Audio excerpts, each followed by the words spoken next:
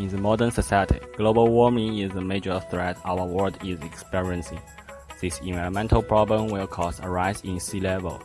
It also results in a rise in global temperature over the world. The increase in carbon dioxide emission is the most significant contributor to the global warming. This is mainly made by increasing in globalization and the increase in industries. Australia has numbers of industries which contribute a large amount of CO2 emission. One such example is the Eraring Power Station located on the western shore of Lake Macquarie, New South Wales. It is the largest one of Australia, supplies 25% of power in New South Wales and produces 50,000 tons of CO2 each year.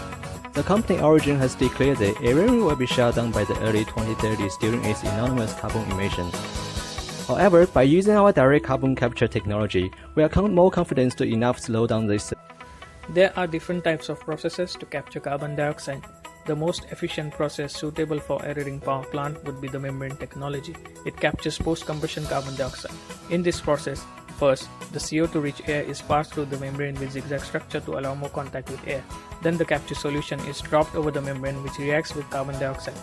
Then the carbonate solution is collected after the reaction, and hence we get a CO2-free air.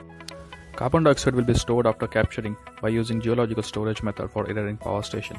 In this method, liquefied CO2 in carbonate form is stored deep into the ground with porous rock belt and isolated by a permeable layer of land so that the CO2 will not be escaping to the surface.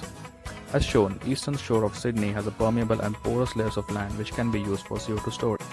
We can produce high purity of fresh air from atmospheric concentration within one step. It can eliminate around 900 tons of CO2 per year with 5 to 10 years of service life without major maintenance.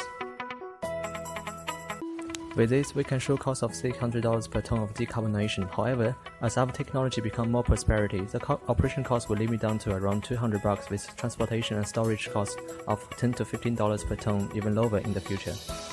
As manufacturing industries are the major contributors of CO2 emission, so in future many industries may be required to shut down to reduce CO2 emission. This technology captures CO2 emitted by the industries to increase their life cycle. Our vision is to capture 1% of global CO2 in 2025. To achieve it, we will need to install 750,000 shipping containers filled with CO2 collectors. We can also work on small-scale areas in the future which can easily assemble on other locations in cities, such as large shopping malls and parking lots.